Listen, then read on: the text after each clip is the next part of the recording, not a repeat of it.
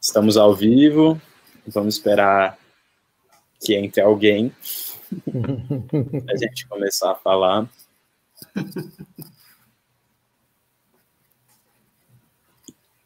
Mas é isso, eu vou compartilhar, já deixando essa deixa, né, que compartilhem a live para todos e todas, nos grupos, no WhatsApp, no Facebook, o link do YouTube, é bom que funcione, que circule. Já temos alguns, a Francisca caiu, ela deve voltar em breve, mas vamos lá. Importante dizer que a gente está num programa que acontece semanalmente no Fórum Popular da Natureza, né? A gente chegou à identidade de ecoefeitos. A ideia é debater questões que estão na pauta do dia sobre as relações entre sociedade e natureza, né? A gente tem levado a cabo esse processo agora com o distanciamento social, de fazer a batalha de ideias, né, debater o que está acontecendo de uma perspectiva popular, e esse programa se insere no processo maior do Fórum Popular da Natureza, que almeja constituir um movimento, uma organização capaz de aglomerar as lutas socioambientais, país afora, que estão em contradição, em conflito com o domínio do capital e a mercantilização sobre a natureza, né? É muito importante a gente deixar de lado a separação entre natureza e sociedade, porque as duas coisas se constituem num processo dialético, e a gente não tem como olhar para a natureza sem ver os processos sociais de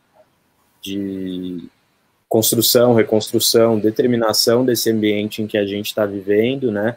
E olhar hoje para a questão do saneamento e da água se insere em toda uma lógica, né? Acho que a gente vem vendo os processos que têm acontecido sob o domínio da situação no governo federal, né, tanto com relação aos biomas, à grilagem, a mercantilização generalizada dos recursos naturais, dos bens naturais, que a gente devia ver como bens comuns, né, que se inserem, a gente pode dizer que, vivendo uma crise sanitária hoje, da dimensão da pandemia da Covid-19, olhar para o processo de privatização, como está sendo levado a cabo com relação às agências de saneamento de água, como o Vicente e a Francisca vão falar um pouco hoje,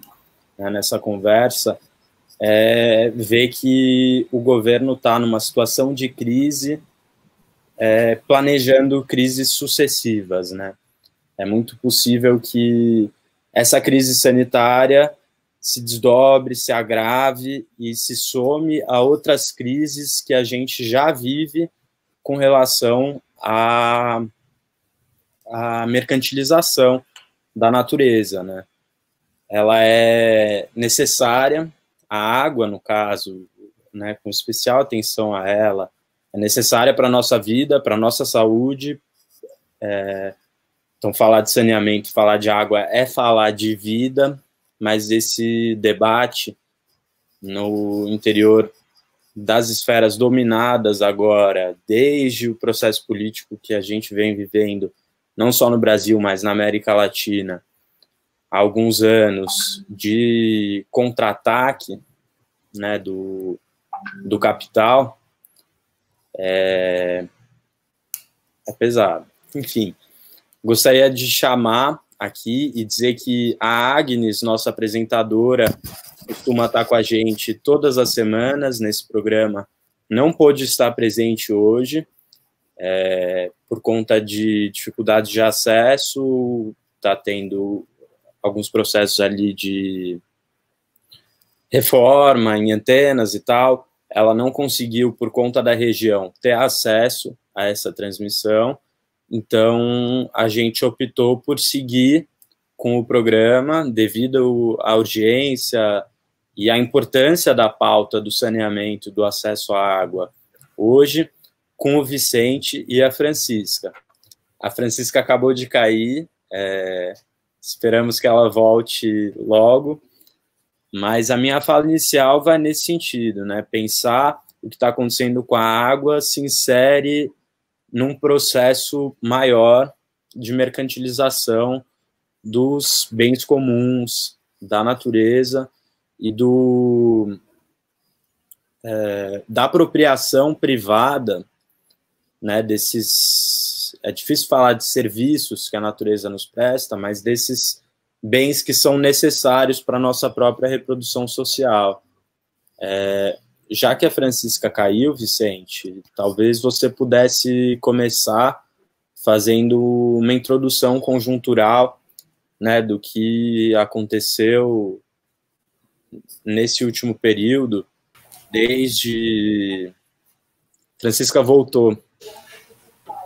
Francisca, você nos ouve? Oi. Oi, Francisca.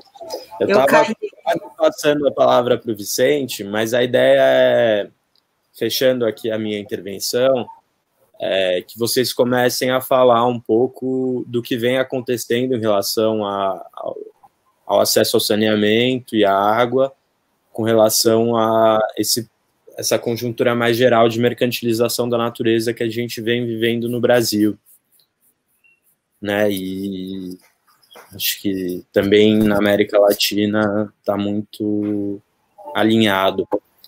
Se você puder pegar a palavra e acho que começar por esse processo mais conjuntural, né? Desde a votação do PL lá em Brasília até os meandros que vocês vão poder trazer.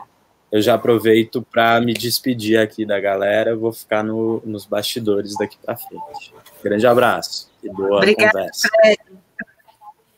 Bem, boa tarde a todos, boa tarde, Vicente. Agradecer aí o Fred pela introdução, por estar dando início. Lamentar aqui a ausência da Agnes, né, que é a organizadora do evento, da live, mas acontece, né? Eu tô aqui, a minha internet tá, Vicente, se cair, você segura a onda aí, porque a minha tava bem até agora, já caí 2 vezes, está intermitente a coisa, não dá para entender, né? Mas eu acho que a grande proposta do dia de hoje é a gente discutir um pouco a respeito das mudanças que ocorreram muito recentemente no marco regulatório do saneamento. De forma equivocada, a gente tem ouvido aí na imprensa, né, nos jornais, na grande imprensa, dizendo novo marco regulatório, né? Não é bem o novo marco regulatório, né, porque ele, na verdade, só altera o marco que a gente já tinha, a Lei 11.445, né? Então, não dá para dizer que é novo, mas é uma alteração, e é uma alteração bem representativa, porque afeta, de uma certa forma, vários pontos, né? E outras legislações, que não é somente a 11.445, de forma direta, ela afeta altera outras legislações e, ao mesmo tempo, estabelece, né, a criação aí, a nova função da ANA, da Agência Nacional das Águas, que hoje está, assim, ela tinha o papel, a atribuição de fazer a gestão dos recursos hídricos e agora ela vai também ficar com a gestão do saneamento, incluindo aí os eixos do saneamento, né, que é a macro e microdrenagem, resíduos sólidos e água e esgoto, né? Então, tem uma atribuição maior, mas essa parte da regulação, que é um assunto muito específico e que precisa ser tratado com muito carinho, o Vicente vai trazer para nós, porque ele já foi presidente da Agência Nacional das Águas, já tem um domínio sobre o assunto, acho que está muito mais autoridade para falar sobre isso, né? Mas o que a gente tem ouvido recentemente, a gente está vivendo já essa alteração da lei, ela é muito representativa no que tange a organização do sistema hoje. Alterações que não trazem nada de novo para o setor, né, em termos de prestação de serviço, muito pelo contrário, né, afeta essa forma como se prestava esse serviço antes, né, retirando alguns instrumentos de gestão que os municípios utilizavam, mas em termos de prestação direta, ou seja, Se o município quisesse privatizar o seu serviço, já podia fazer com a 11445, se o Estado quisesse privatizar, já podia com a 11445, o setor privado, ele já tinha espaço garantido, né, pela 11445, então, assim, nesse aspecto, a gente pode dizer que não houve grande inovação. As inovações dentro no bojo da 11, agora é 14.026, né, a lei 14.026, ela se dá em suprimir alguns artigos, alterar outros da 11.445 e, de uma certa forma, condicionar a privatização do setor, né? Então, tem pessoas que falam, não, mas condicionar a privatização, não vai privatizar, né? E assim, não é que não bota a arma na cabeça do município nem dos estados, mas diz o seguinte, se você não privatizar, eu vou condicionar o acesso ao recurso, né? Se você não aderir a as novas regras, você também não vai ter mais acesso a recurso. Então, se os municípios optarem por autogerir o seu serviço de saneamento, ele vai ficar sem acesso, não vai ter mais prioridade ao acesso, eu diria prioridade no acesso que o governo está dizendo que não quer mais fazer, né? Porque eu vejo, Vicente, eu não sei se eu estou muito equivocada, que eu vejo com essa mudança da lei, é o governo federal tirando o corpo fora da prestação de serviço de saneamento, né? Ele vem e transfere esse serviço essencial para o mercado, fazer gestão, a privatização condiciona, né? E aí ele não precisa mais se responsabilizar por isso, ele está se isentando desse papel que é fundamentalmente importante para a participação no governo federal. Mas eu vou deixar o Vicente fazer aqui uma introdução também, dar uma boa tarde para vocês, Vicente. Legal. Boa tarde a todos, a todas. Legal voltar a conversar com você. A gente tem estado junto em alguns eventos sobre esse tema do marco regulatório. Queria cumprimentar também o Fred, porque a gente está vivendo, antes eu falar, vou tentar tocar nos seus assuntos, mas dialogando primeiro com a fala do Fred, a gente está vivendo um momento tão estranho, né, tão inédito em termos do planeta, em todos os sentidos, né? E nós estamos vivendo um nível de concentração de riquezas que é inédito, e durante a pandemia, numa velocidade também que a gente nunca assistiu. Então, todos estão vendo uma quantidade de pessoas, de bilionários, enriquecendo numa proporção fantástica, né? O Bezos recebendo uma grana correspondente a R$1 bilhão, $1 bilhão por ano, por mês, durante a pandemia. No Brasil, os 20 bilionários, também um valor assim, fantástico. Isso está acontecendo no planeta. Então, e nós estamos tendo uma mudança também nas relações do trabalho, na forma de trabalhar, e as consequências vão levar a uma exclusão maior ainda das pessoas, até mesmo porque, além dos excluídos economicamente, nós vamos ter uma nova categoria global no Brasil também, que são os excluídos digitais, né? Agora, tem setores do próprio capital que estão preocupados com isso. E estão entendendo que esse movimento predatório, ultrapredatório, ele vai ter consequências sobre todos, inclusive sobre eles. Alguns não enxergam isso, só querem acumular. Outros estão enxergando isso. E é engraçado, porque você tem grandes empresários, grandes empresas tratando das mudanças climáticas com muita seriedade, porque sabe que o que pode acontecer em poucos anos em termos de alteração do clima, do ciclo hidrológico, vai afetar todos.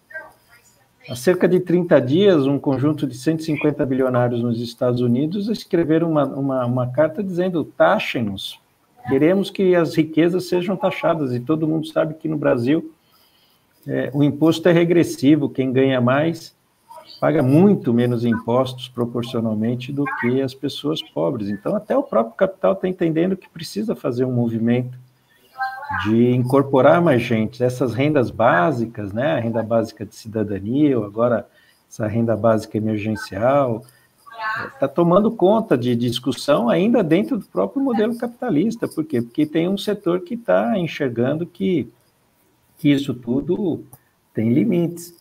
Se a gente olhar o empenho em torno do desmatamento, a mesma coisa. E o nosso governo vai totalmente na contramão de tudo isso. Então, nós não somos apenas um país capitalista, nós somos um país capitalista subordinado e com uma elite totalmente, e um governo totalmente retrógrado.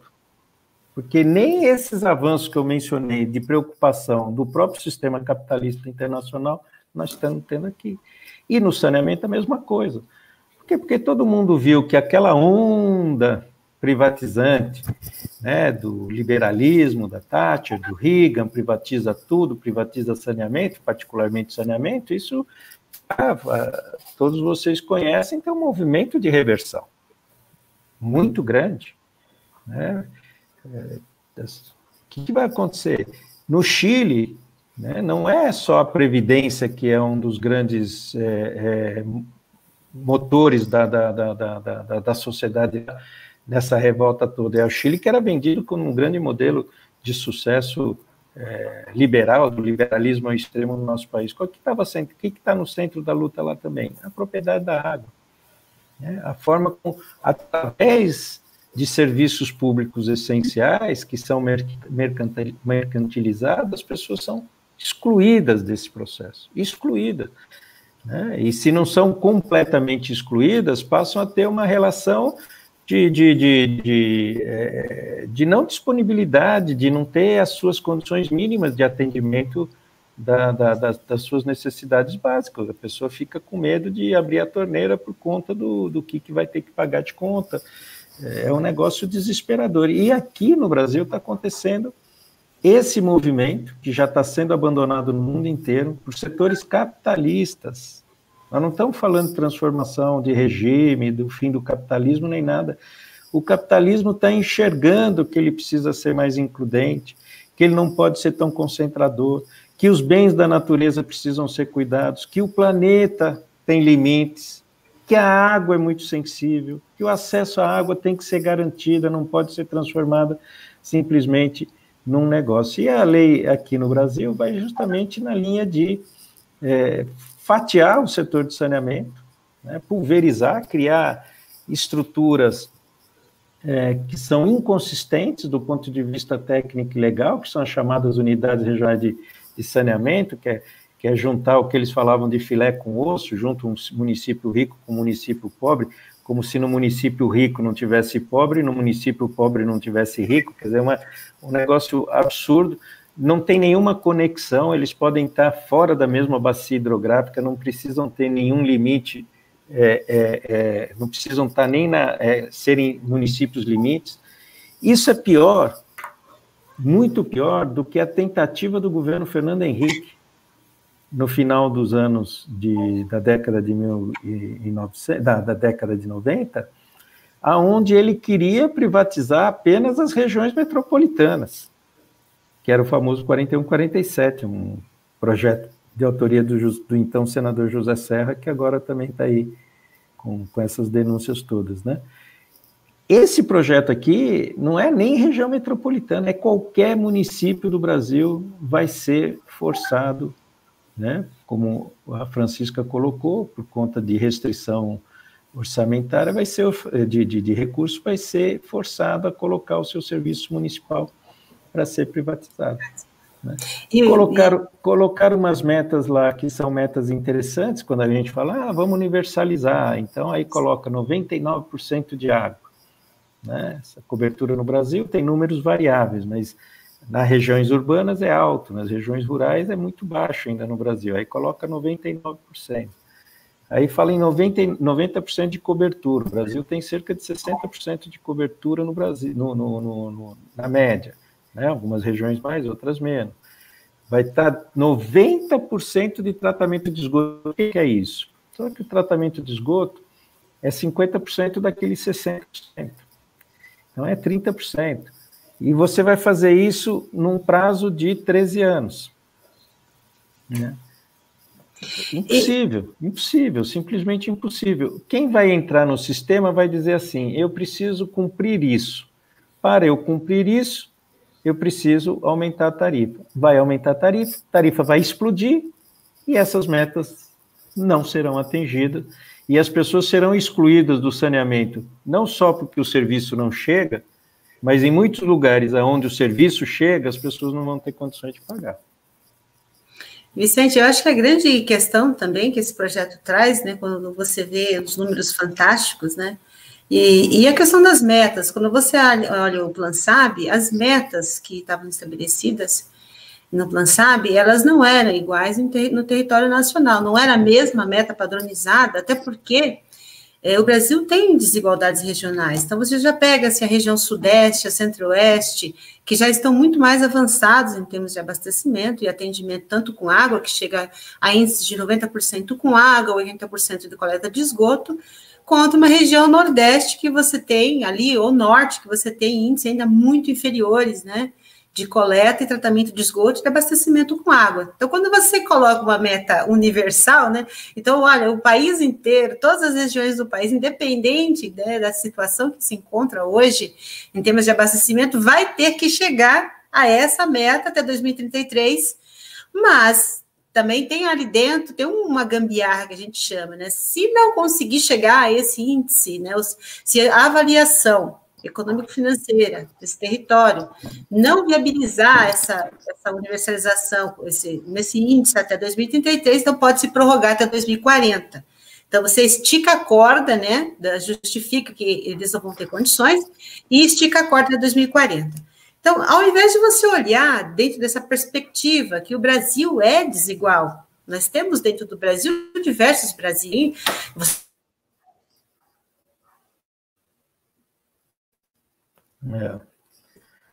Acho que a Francisca fica fora alguns minutos, mas ela tem toda a razão, né? Essa questão da desigualdade do Brasil, você fixar uma meta que para a região sul do país ou parte da região sudeste possível, mas ela é inviável totalmente. Não é que as pessoas não querem, é que ela é impossível de ser feita, né? No centro-oeste e principalmente no norte do Brasil.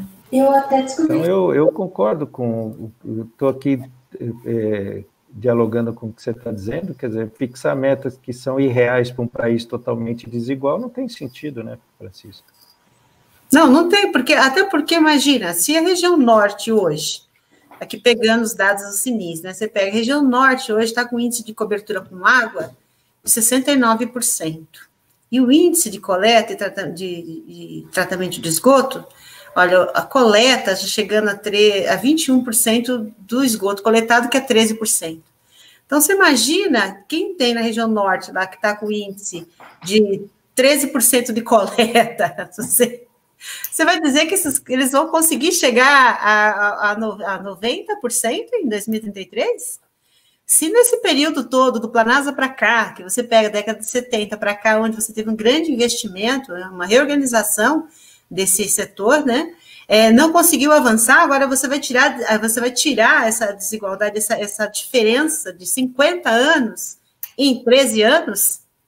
Eu acho utópico isso, e ao mesmo tempo me parece algo não pensado, não planejado, veio algo assim, algo pronto, com uma visão muito limitada da situação do Brasil mesmo, do que é o Brasil, né? Porque se temos desigualdades regionais, então a gente não pode tratar o Brasil, os desiguais, de forma igual, a gente tem que tratar, olhar bem os desiguais, tem que se tratar de forma desigual, ou seja, com mais foco, não dá para você, sabe, tornar igualitário o processo. Olha, vou aqui equânime, vou tratar todo mundo igual. Sendo que você tem uma fatia dessa população que precisa de mais atenção, que precisa de mais recursos. A mesma coisa que esse projeto traz, né, ele faz toda essa promessa de que vai resolver a questão do saneamento, mas, ao mesmo tempo, não traz proposta para a questão da habitação, não traz proposta para a questão rural, não traz proposta para as populações que moram nas periferias dos grandes centros urbanos. E esquece, porque a gestão de território é dos municípios. Uso e ocupação de solo, quem faz gestão, são os municípios. Isso é algo que está bem claro na Constituição, gestão territorial do município.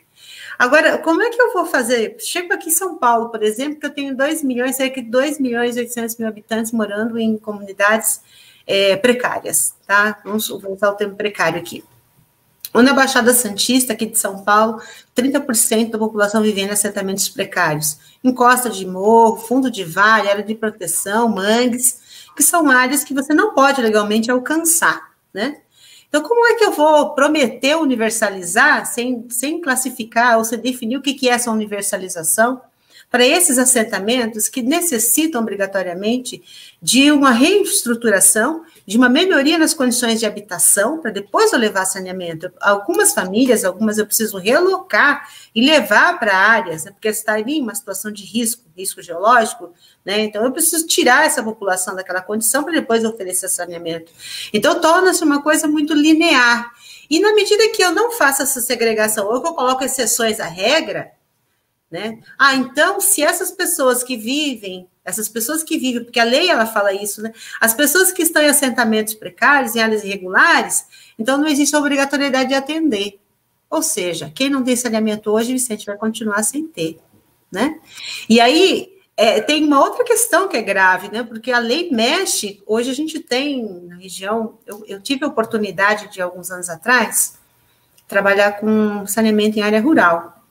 E aí eu fui até por uma instituição, um grupo, né, que foi formado pela ABS, eu tive a oportunidade de conhecer o CISAR, no Ceará, que estava se expandindo, que hoje você tem em outros estados, na região Nordeste, que é um sistema meio comunitário de distribuição da água. Então, a empresa questão disso no âmbito territorial.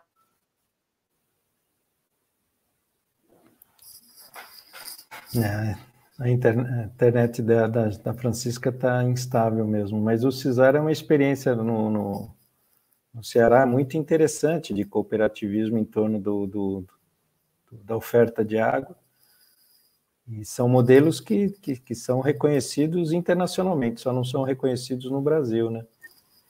Então são exemplos muito interessantes mesmo, esses que a Francisca está mencionando do CISAR no Ceará. Então, por favor, Francisca. Então mesmo essa forma de organização e de atendimento de populações isoladas, ela está isolada por quê? Porque ela está fora dos núcleos urbanos, você tem dificuldade de acesso com rede, né, com atendimento convencional, então é uma forma alternativa de você suprir essas comunidades com água e, é claro, esgotamento. Por serem comunidades pequenas e com residências dispersas no território, se dá por fossa. Porque nem toda a região no Brasil, nem todo o território, você vai chegar com rede coletora de esgoto. Onde você tem adensamentos populacionais como as regiões metropolitanas, é muito fácil você colocar rede, né? Fazer o atendimento com rede de água, rede de esgoto, tratamento. Agora, onde você tem, nas áreas rurais, uma comunidade que às vezes está a 20, 30 quilômetros de outra, e uma casa que está a 200 metros da outra, né? Que você tem ali a casa meio sítio, não tem um adensamento, você levar a cobertura por rede se torna inviável, você tem que buscar uma tecnologia diferenciada para suprir essa comunidade, né? E aí você não tem como você colocar isso no bojo da coisa comum. E essas facilidades que a 11445 trazia de permitir, né, essa gestão territorial, essa forma de atendimento mais comunitária, a lei, a 11.026, ela suprime. Ela diz que tem que ser por licitação agora. Então, eu tenho que licitar a área rural. Eu não consigo conceber isso. Quem é que vai se interessar em fazer licitação em área rural? Em comunidades dispersas, em municípios pequenos? Eu não consigo visualizar isso, Vicente. Nem vão fazer, né? Na verdade, é um embrulho. Então, precisa fazer um embrulho, é literalmente um embrulho. E aí, nesse embrulho, faz uma fita bonita. Então, a fita bonita são as metas. Mas o embrulho é que realmente não vai. Eu estava fazendo umas contas, Francisca, e o cara fala em 750 bilhões de investimento. De onde vai sair esses 750 bilhões? As pessoas imaginam que o investidor privado vai chegar aqui e vai colocar do bolso dele 750 bilhões de reais no saneamento. Não vai ser assim. Ele vai comprar a empresa, né, provavelmente na Bacia das Almas, porque vai estar sobrando a empresa para ser privatizada, né? Ele vai comprar baratinho, E aí ele vai tirar da onde os 750 bilhões para fazer o investimento? Vai tirar das pessoas, vai tirar da tarifa. Não, as pessoas elas se iludem de que vai trazer investimento novo, ou então eles vão fazer o que sempre fazem, que é uma maneira de enfiar a mão no nosso bolso indiretamente, porque quando é público, ainda é público, né? Que é ir lá no BNDES e pegar os 700 bilhões, 750 bilhões. Eu fiz uma continha rápida, 13 anos, 156 meses, 750 bilhões, dá quase 5 bilhões de reais por ano. O Brasil não está investindo isso por mês. O período de maior investimento do saneamento, no governo Lula, se oferecia crédito, se oferecia recursos de até 40 bilhões e as empresas só conseguiam investir no Brasil 20 bilhões. Né? Então, está se falando que vai ter investimento de quase 5 bilhões de reais por mês em saneamento para cumprir essa meta de 13 anos, chegar em 750 bilhões de reais de investimento. Vai ter? Lógico que não vai ter. E ele vai produzir um outro efeito que é muito dramático, porque não só na área rural não vai chegar, mas eu estou muito preocupado com o pessoal pobre das regiões, e não é só o pobre, o pessoal de classe média, o pessoal fala classe D, classe E, esse pessoal vai sofrer demais, porque imagine o seguinte, imagine que o Fred, que estava conosco aqui no início, ele é um segmento da sociedade, ele é o setor comercial e industrial. Eu sou pobre, e você é a classe média. Esse projeto vai... E aí, qual que é a tarifa média? A tarifa média é o Fred pagando um pouco mais caro, você paga o preço médio e eu pago um preço um pouco mais barato. Então, na média, fica um valor assim. Bom, como as tarifas vão explodir por conta disso tudo, e já estão explodindo, inclusive aí em São Paulo, na Sabesp já acontece isso, as empresas saem da rede pública. Então, o Fred vai sair da rede pública. Para manter o mesmo nível de remuneração, o que vai acontecer?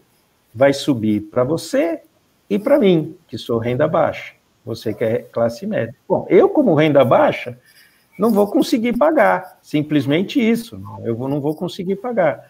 Então, quem vai pagar esses 750 bilhões de reais aqui no Brasil? Vai ser a classe média brasileira. Sim, e outra, eu claro, acreditar. Mas não vai acontecer. Tem uma explosão de tarifa tão alta que vai cair no colo de quem? Vai cair no colo de quem tem uma rendazinha, né, maior ou menor, tanto faz, 3 mil, 5 mil, 10 mil reais por mês, vai cair no colo dessa pessoa a responsabilidade de pagar por esse projeto irreal, onde os caras vão tirar o máximo de lucro no menor tempo possível e depois vão fora. Gente, é só olhar o que aconteceu com o setor elétrico brasileiro.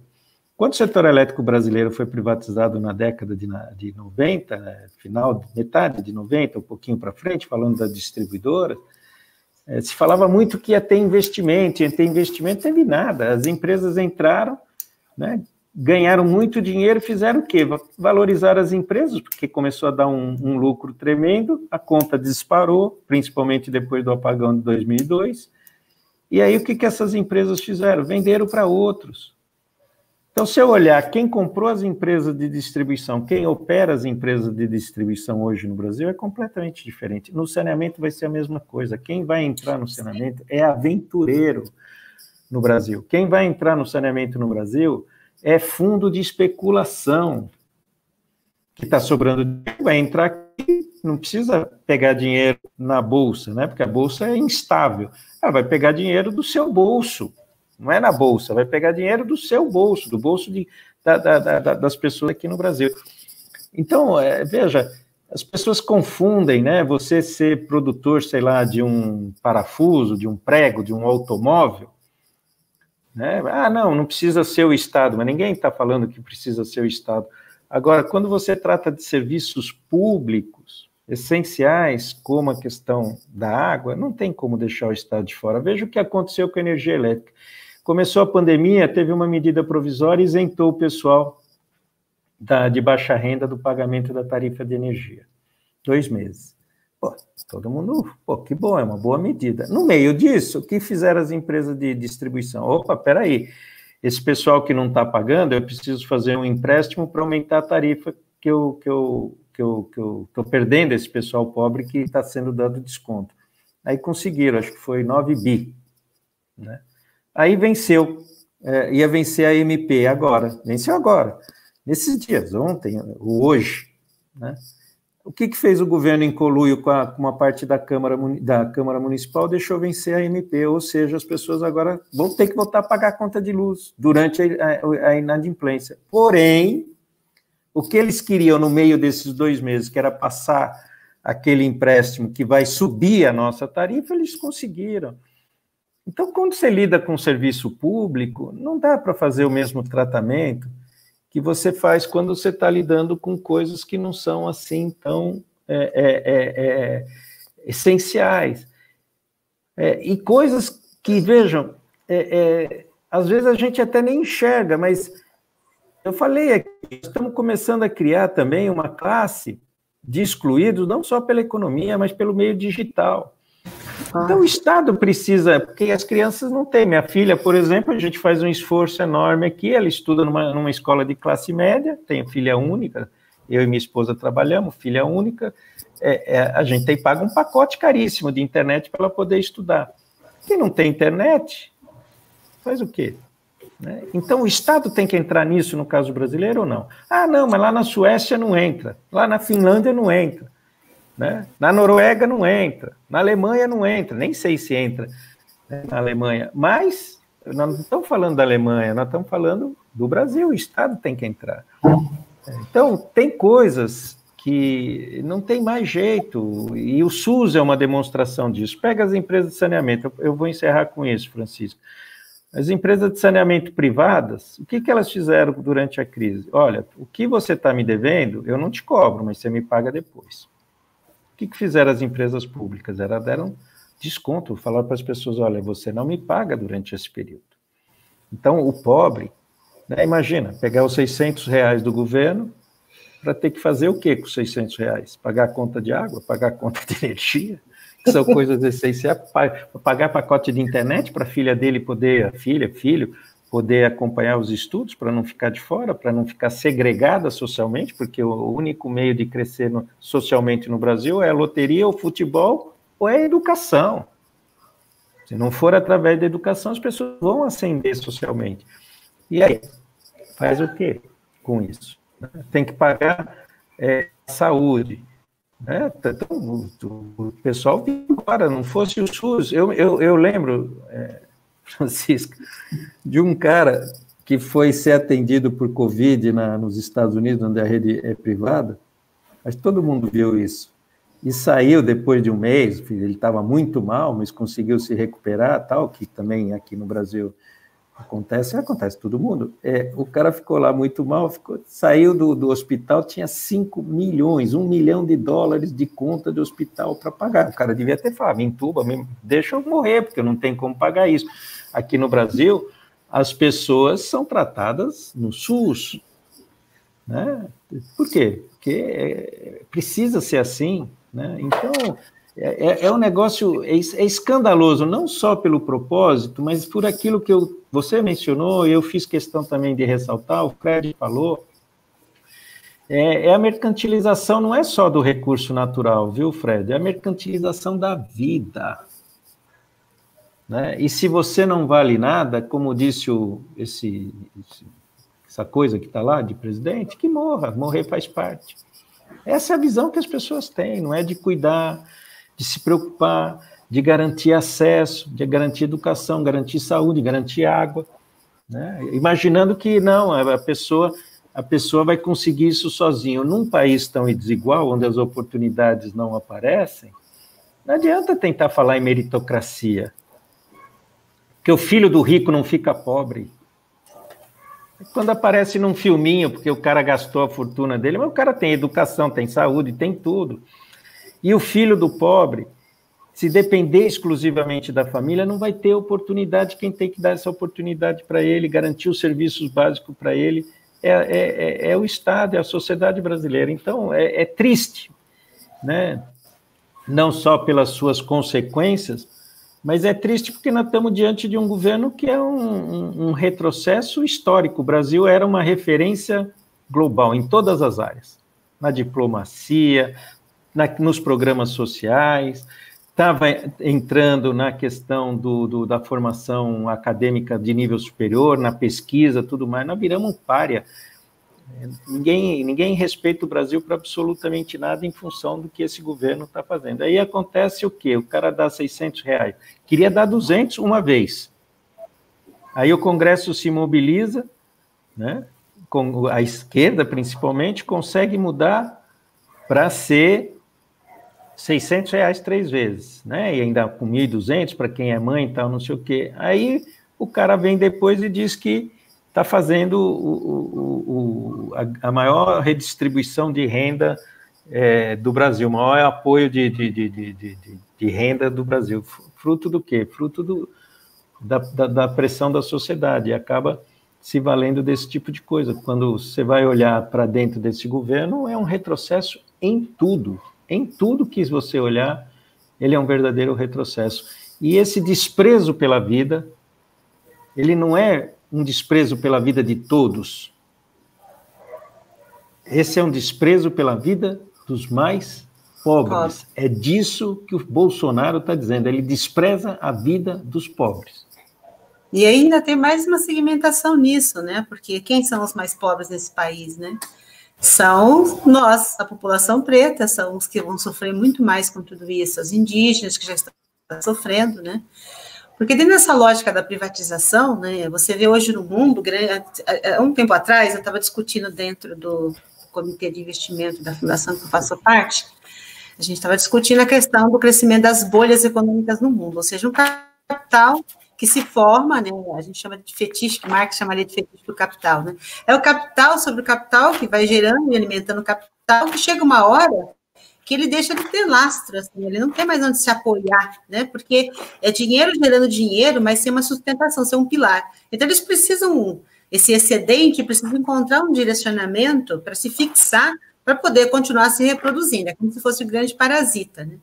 E o que eles estão oferecendo aqui no Brasil, realmente, é um outro modelo de colonialismo, né? Um colonialismo financeiro. Então, você esvazia o Brasil de valores, a autoestima do povo brasileiro, que já não era muito alta, você, então, massacra, você faz com que essa população se sinta ainda menor, ou com menos mérito, né? Porque aí você tem aliado a todo esse processo, não fazendo crítica à religião, mas algumas igrejas, né? Que vêm com essa, se alia a esse elite que diz e sustenta essa questão da meritocracia, né? Que se você não tem porque você não merece, ou porque Deus não quer, ou porque não se sustenta, né? Então, você junta aí o desejo do capital de encontrar territórios para exploração com um governo que, de fato, não está preocupado com a nação brasileira, mas em se autorreproduzir, se sustentar enquanto poder, para favorecer os seus pares, né? Porque você tem um governo aí que é quase um reinado, né? Você tem o rei, e aí você tem os príncipes, e o rei está governando os príncipes e seus aliados. Se não for, o que estiver fora disso, não importa. Muda-se a lei, fecha-se o STF, revoga-se o que está em vigência, desde que eu consiga atender ou proteger os meus príncipes e os meus aliados. Esse governo, né? Então você transforma, é um novo modelo de colonialismo, de colonização que está se submetendo, né, à população brasileira. E o mais, assim, que me deixa muito mais intrigada é porque nós não temos essa capacidade de reagir. É lógico que a mídia, ela se alia, os grandes veículos midiáticos se alia a esse processo, porque eu vi durante essa discussão da aprovação do projeto de lei, né, que era o 14.026, atual com 2026, a mídia traz esses números de uma forma, e chegaram-se ao ponto de dizer que iria trazer benefício para a população, que ajudaria no processo de pandemia, quer dizer, olha, vamos investir agora para a gente ajudar quem não tem água a sobreviver ao momento pandêmico, e você fica imaginando, se vale, porque o setor de saneamento ele é complexo e ele é difícil, justamente porque ele tem que se dar de forma integrada, ele não é uma coisa fácil de entender, né? Mas eles se valem desse desconhecimento, dessa complexidade para mentir para a população. E é uma mentira escancarada, se não tem pudor de chegar e falar, olha, vai ajudar no processo pandêmico, não vai. Vicente, o capital que está disponível para se investir no Brasil, e tem um capital, porque você vê o apetite, você vê o pessoal do mercado financeiro falar assim, o mercado internacional está com apetite no Brasil, como se a gente fosse uma guloseima, né? Eu, pelo menos, quando escuto isso, tenho a impressão de que a gente é uma fruta gostosa que alguém quer comer, né? Assim, comer em todos os sentidos. O capital está com apetite com o Brasil, está com apetite no setor, eles querem investir. Quer investir, sim. Quer comprar aquilo que está pronto, você pega aqui o caso da Sabesp em São Paulo, que está pronta, que já tem os municípios que ela tem praticamente universalizados, que está agora fazendo rescaldo, investindo em ampliação e melhorias, né, pegando a população que ela não conseguiu atender. Então, pega essa empresa que está pronta, aí eu compro ela. Pronto, investi o capital que está disponível no mercado, eu vou lá e invisto em ações. Compro a empresa, está aqui. Aí agora, eu vou dar uma melhorada no modelo de gestão dela, se eu compro ela por 33 bilhões, eu vou dar uma repaginada, vou pôr ali aqui, vendo ela, consigo valorizar as ações, em 6 meses ela está valendo 80 bilhões. Olha como essa ação valorizou. Porque eu cortei funcionário, precarizei o atendimento, aumentei tarifa, que é o que aconteceu na maioria dos países do mundo. Então, você pega, dou uma repaginada, melhoro, mudo o marketing, sabe aquela coisa de, né? É a mesma coisa, estou eu aqui, você, né? Plástica, uma peruca, uma lente de contato, deixa bonitona, aí tô com cara de ser 30 anos mais nova, entendeu? Aí, ó, dá, né? Aí você repagina e passa ali como se fosse, né, algo, né, melhor, mas tem 25, né, tá bem, mas na verdade não, ela tá só repaginada, você tirou a peruca, tirei a lenda, desmontou, é a mesma Francisca que era antes, é o que eles querem fazer com o setor. Repagina, aí vende, né, empresa por o dobro fica se retroalimentando. Então, eles vão usar isso como um aporte para a retroalimentação do sistema. Não é para investir, como disse o senador Tássio Gereissati, nos debates que ele fez lá em Brasília, que eu acompanhei, quase chorando. Você precisa ver, é muito bonitinho ver aquele senador rico, dono da Coca-Cola, um cara que tem uma representação financeira muito forte no país, falando das criancinhas que pisam no esgoto, que não têm acesso, que essa lei, olha, gente, de cortar a variação vai trazer dinheiro. Chega a ser bonito, comovente esse discurso, né, enganoso, porque o cara, mesmo eles, lucram em cima de todo esse processo. Como que ele consegue reproduzir, multiplicar a sua fortuna? É o que o mercado quer com o Brasil, quer pegar as empresas que já estão em pé, compra elas, investe, aí bota a venda, gera mais lucro em cima dessas empresas. O pouco investimento que vai ser feito está sobre o aumento de tarifa, né? Porque você tem que manter esse troço funcionando. Então, você precisa fazer manutenção de rede, algumas ampliações, algumas melhorias. Aí você aumenta a tarifa, justifica. O pobre que não tem saneamento hoje vai continuar sem ter? Gente, presta atenção. Pobre no Brasil que não tem saneamento hoje? Não vai ter. Parte da população que tem hoje vai deixar de ter, porque a dinâmica do que está posto nesse projeto de lei é justamente essa, é favorecer que se privatize, para favorecer a exploração. E aí, Vicente, o que a gente vai assistir é o sequestro das agências reguladoras pelo capital. Porque se eu tiver a maioria dos serviços hoje, a maioria das empresas públicas do setor de saneamento privatizadas, quem vai mandar nas agências reguladoras é o capital. E vai me dizer assim que vai ter um governo forte que vai ficar defendendo a população. Não, as agências vão ser sequestradas sim pelo mercado, que já acontece no mundo, não é só no... As agências reguladoras serem sequestradas pelo capital, e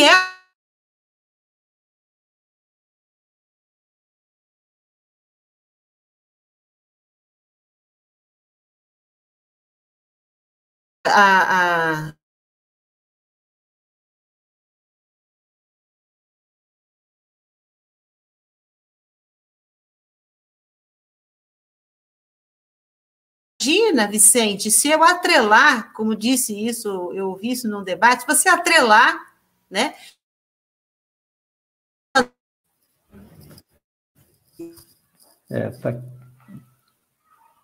Tá interrompendo um pouco, Francisca.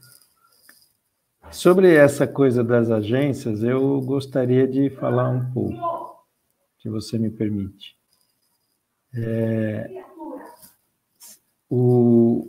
problema nas agências reguladoras, sob o capital vai ser pior, mas infelizmente a maioria das agências reguladoras já está capturadas pelas próprias empresas públicas.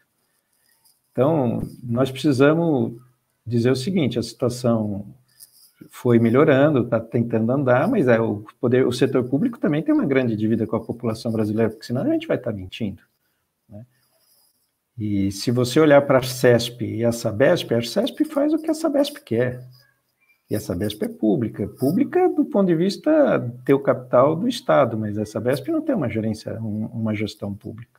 Uma ou outra medida que atende à população, por conta das questões políticas, vamos chamar assim, mas na minha opinião, e conheço isso bem, posso dizer isso, a Arcesp, no que é essencial, ela tem uma capacidade, seus técnicos são pessoas muito bem formadas e tudo mais, mas no que ela tem de essencial, a Arcesp faz o que a Sabesp manda. E assim no Brasil inteiro, infelizmente. Então, para dar um exemplo, a Arcesp está discutindo a reajuste na tarifa da Sabesp, e tem uma coisa lá que chama WOC, que é a remuneração do capital, custo médio do capital de terceiros. A Arcesp teve a coragem de criar uma metodologia totalmente incoerente, para pegar referências em vários locais, para criar um reajuste no custo médio do capital de quase 8%, quando os juros no Brasil está 2%. Então, veja, de partida, mesmo sendo uma empresa pública, já você tem 4 vezes maior a remuneração do capital do que a taxa de juros.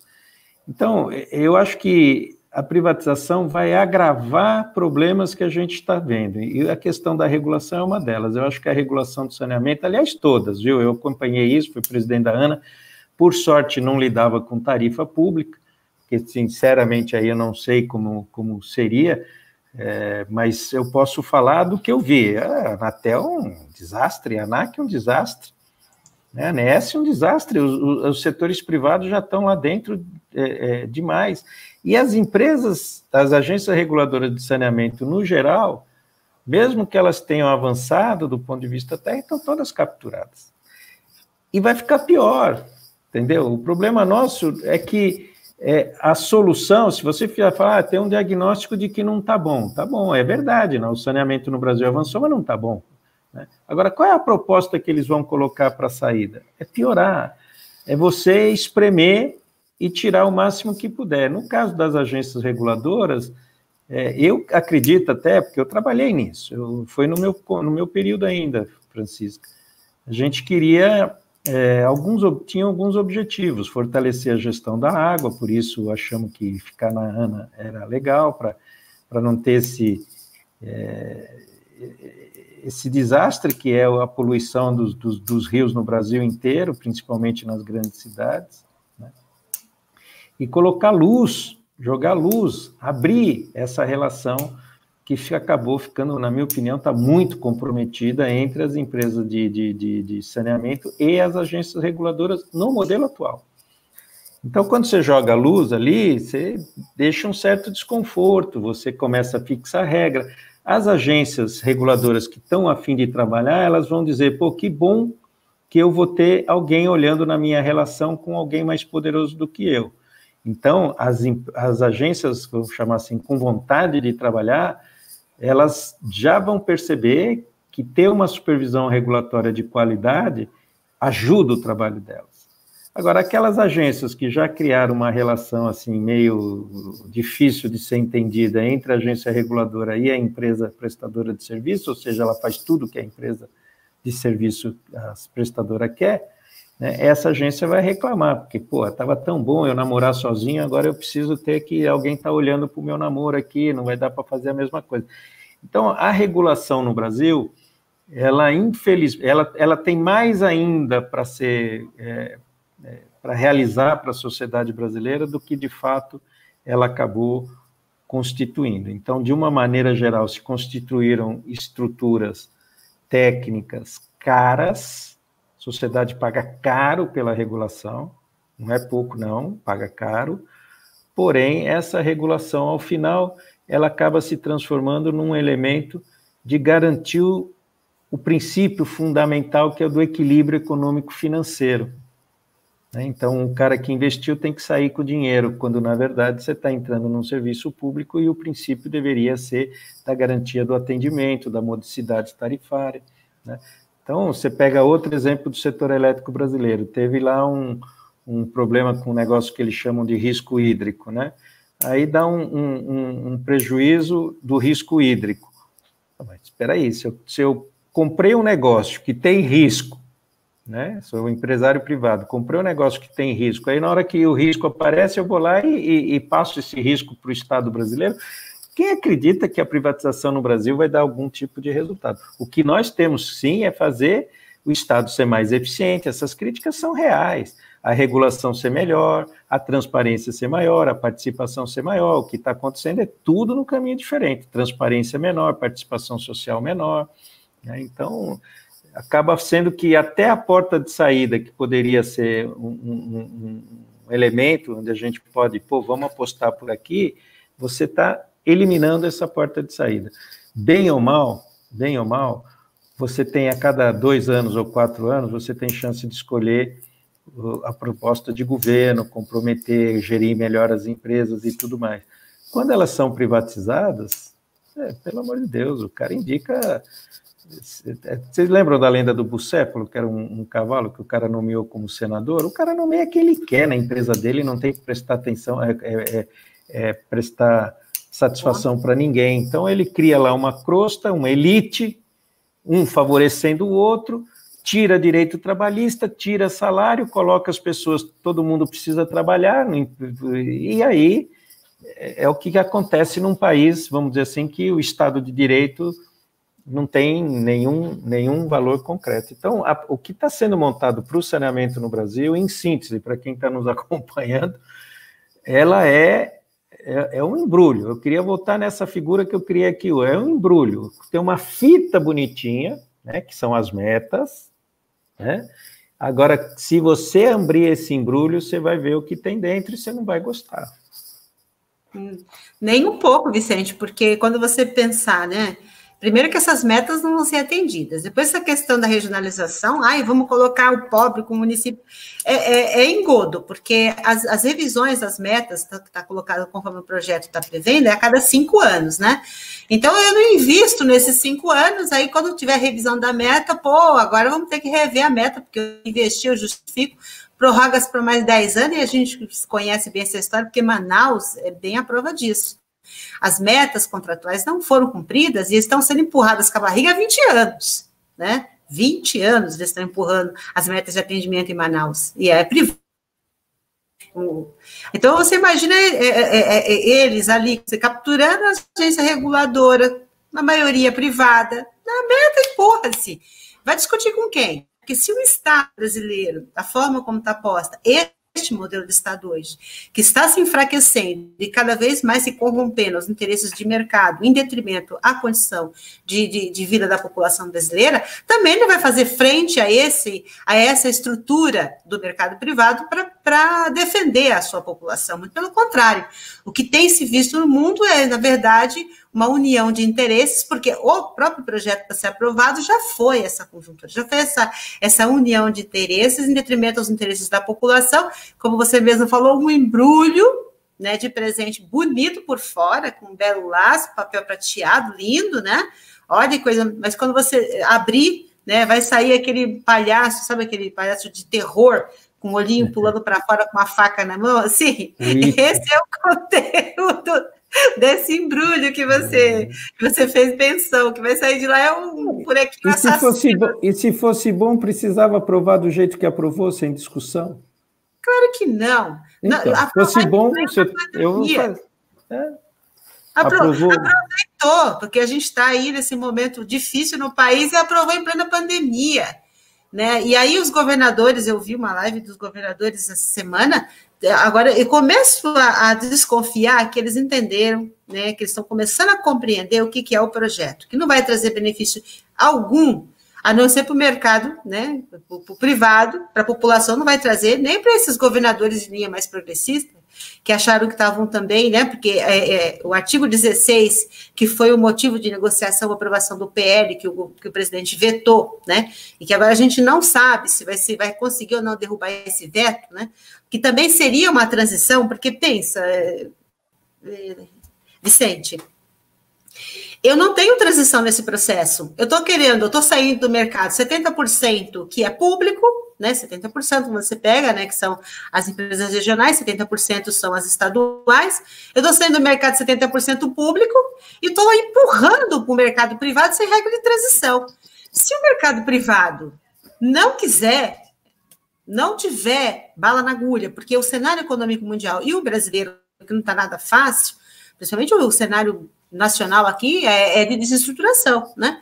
Se o mercado não vier com esse apetite, vamos lá que ele toma um remedinho para fazer dieta nesse intervalo e reduz o apetite do mercado internacional em comprar o setor aqui, a gente não tem aquele transição. Então, nem vai ser o privado, nem vai ser o público atendendo a população. A gente vai cair num limbo, né? Que é um limbo existencial do setor de saneamento. Porque não vai ter entrando e não tem o governo, não tem saída. Ele não pensou numa estrutura de política de recursos, de recuperação das estatais, de política pública integrada, ele não pensou. A única meta é vender.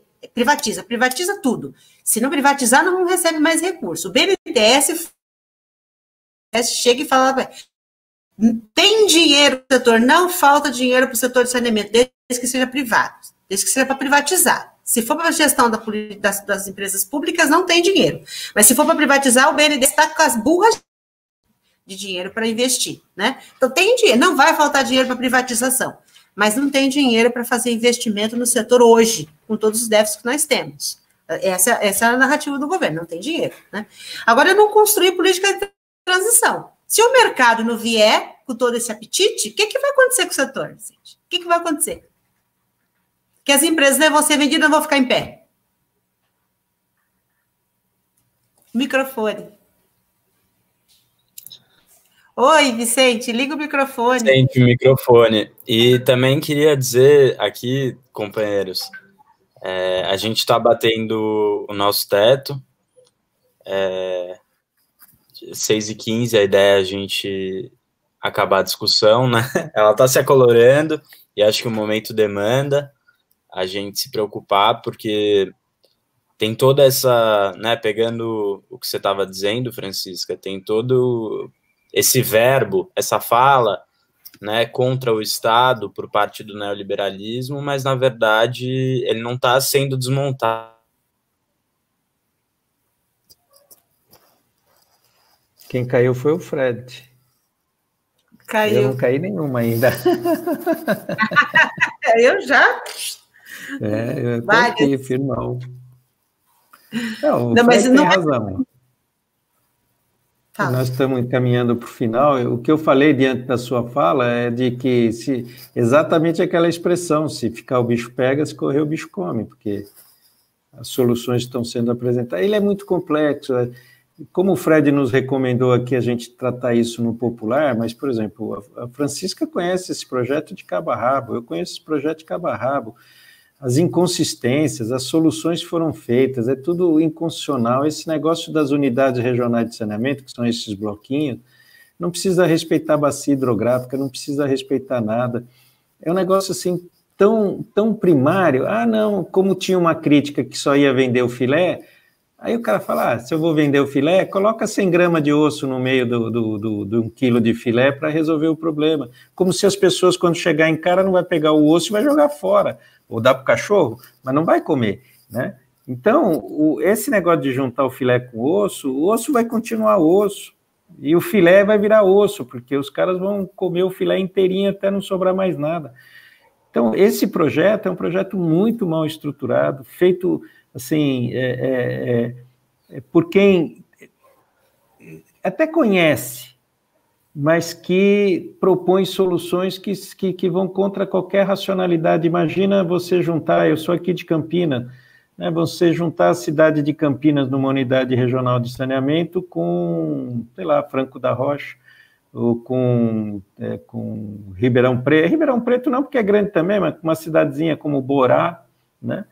Então, é um negócio assim que você fala, gente, os caras são selvagens, e o modelo que está sendo proposto no Brasil não existe em lugar nenhum do mundo, ninguém faz isso, né? Num momento como esse, fazer um projeto desse, criando uma série de circunstâncias que são terríveis, e essa coisa que você menciona, se fosse tão bom, por que aprovou tão rápido? Se fosse tão bom, por que o cara que não quiser entrar nele não tem dinheiro? Porque se fosse bom, eu faria fila para entrar nesse projeto, mas aí é assim, não, peraí, você não gostou do meu projeto? Tá bom, então você não tem acesso a recursos federais, está lá na lei. Está lá na lei. Então, como é que ela pode ser tão boa assim? Evidentemente que ela será boa para alguns. Então, eu queria encerrar aqui para deixar esse tempo para você, Francisca. Gostei muito desse formato, a gente pôde falar mais livremente, a gente não tratou das questões do artigo 4, do artigo 8, falamos do 16 porque ele é uma questão crucial nesse processo todo, né? Que é o passa-moleque do governo federal em todos os governadores que aceitaram esse projeto. Com o 16, você tinha 30 anos para resolver esse problema, que é a transição que a Francisca colocou. Ele foi lá e vetou, os caras aprovaram, fizeram um acordo, votaram rapidinho, sem população, sem nada, aí o presidente Bolsonaro foi lá e deu uma rasteira em todo mundo, está todo mundo agora desnorteado com relação a isso. Então eu gostei muito desse formato, porque a gente pôde falar das coisas do jeito que elas são e serão, né? E não apenas uma análise mais técnica desse projeto de lei, que talvez fizesse com que o nosso público perdesse um pouco dessa atenção. Mas eu gostei muito, sempre uma alegria estar junto com você, Francisca, agradeço aí ao Fórum Popular da Natureza por essa oportunidade de estar conversando com vocês a respeito desse tema tão importante. Eu gostaria de uma oportunidade de falar da privatização da água. Todos vocês sabem que o senador Tasso Gereissati, que apresentou o projeto de privatização das empresas de saneamento, ele tem um outro projeto, 495, quem quiser vai lá e pesquisa na internet agora, que trata de criar mercado de água. A água, na visão dele, não é só empresa de saneamento, a água bruta, o rio, tem que ser privado. Esse é o projeto do Tasso Gereissati. Vicente, exatamente o que aconteceu no Chile, Cochabamba, né, que você privatizou o rio, então a população já não tinha mais autorização para pegar água do rio para se abastecer.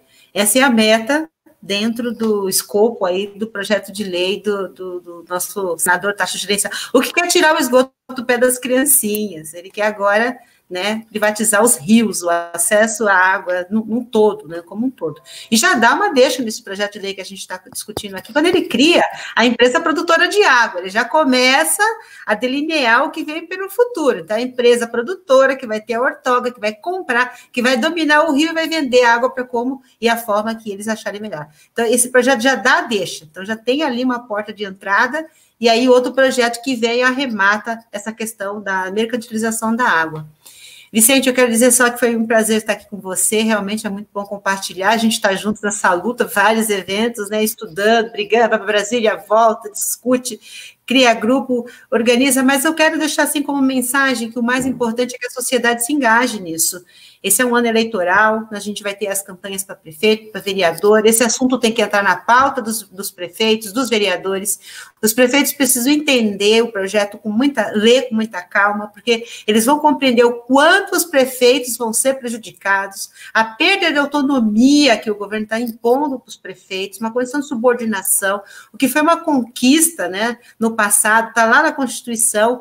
Esse projeto de lei é uma lei ordinária em todos os sentidos, né? Ela vem modificando artigos importantes da Constituição, retirando a autonomia dos municípios em fazer gestão do seu território. Então, é importante que os prefeitos fiquem atentos, candidatos a vereador, leiam, vejam o que está acontecendo, o que vai representar no futuro esse projeto de lei, se mobilize para que a gente consiga impedir até que a gente tenha condições neste país de ter uma governança que seja capaz de alterar, de mudar esse marco, né, essa legislação e trazer, de fato, uma discussão mais democrática e que tenha como fundamento mesmo a população brasileira, o bem-estar da população, o direito ao acesso à água de forma universal, porque esse projeto não é isso, gente. É o direito e acesso às riquezas do nosso país de forma universal para o capital privado, e não para a população.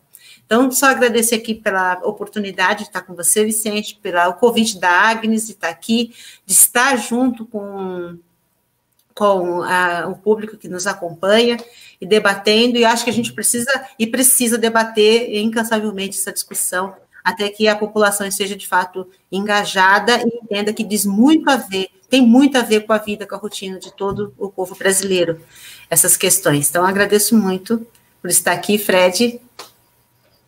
Tudo bem. Gostaria de agradecer também aos dois, Francisca e Vicente, por terem nos ajudado a entender um pouco o cenário, né, do que está acontecendo em relação ao saneamento no Brasil.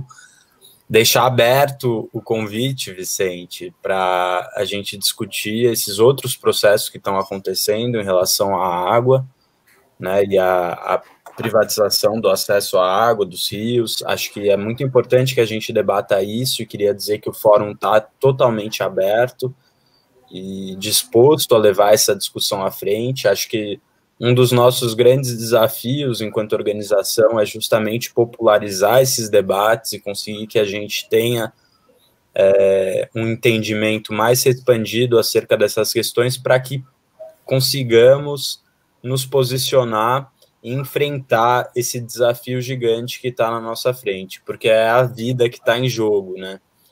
E não sei, acho que estamos acabando, mas agradecer demais, companheiros, por estarem aqui, e vamos, que a luta é todo dia, e a gente não pode se abaixar, não.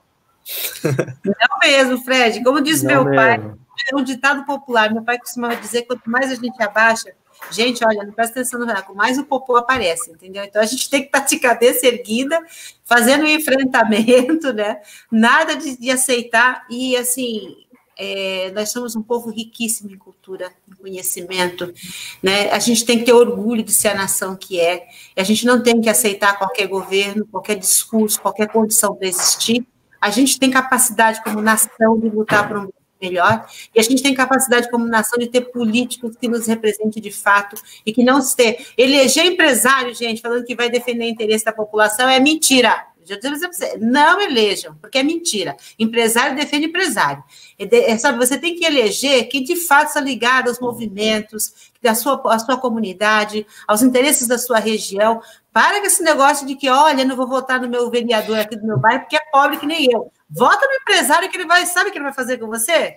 Ele vai te vender no balcão das almas, como costumam fazer, tá? Então, se você vota em alguém que você conhece, você tem como cobrar. Você conhece o cara, você vai lá e cobra. Você vota em uma pessoa que você nunca viu nem na feira, o cara desaparece, você nunca mais tem notícia, não tem nem condições de cobrar. Então, é um ano importante de eleição. Vamos mudar a representação desse país, vamos dar outra cara para os vereadores, para os nossos prefeitos, vamos votar em quem tem compromisso com a sociedade, vamos parar de votar em quem tem compromisso com o empresariado, com o mercado internacional, com o mercado de valores, vamos votar em quem de fato está aqui e olha nos nossos olhos e se preocupa com a gente. É isso. Obrigado, Fred.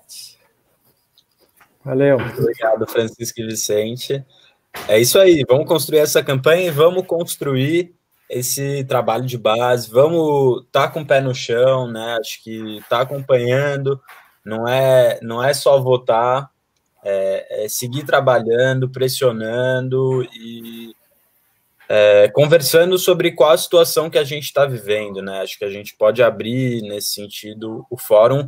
É importante que a gente tenha a adesão das pessoas, né, e entenda o que está acontecendo em todas as regiões do Brasil. A ideia é constituir núcleos, né, em todas as regiões, em todos os estados, municípios, que a gente consiga adentrar escolas, começar a trabalhar com uma questão de educação ambiental, socioambiental, ecológica, dando conta de o quanto esses processos incidem sobre a nossa vida, né? Falar de economia e de política é falar da nossa vida concreta. A questão da água é uma das entradas nesse sentido, mas a gente está trabalhando uma temática que nos incide sobre nós todos, né? Então, deixar esse canal aberto, falar que estamos aqui, para as próximas e para todas as discussões que forem e são necessárias nesse sentido. Um grande abraço, Vicente, Francisca, e a todo mundo que acompanhou a gente. Valeu. Até a próxima.